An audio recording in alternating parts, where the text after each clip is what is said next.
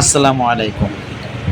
শহরের এই ব্যস্ত জীবন ছেড়ে মনটা যখন একটু শান্তি চায়, তখন চেনা জায়গা পিছনে ফেলে আমরা চলে যাই গ্রামের এই সুন্দর প্রকৃতির মাঝে।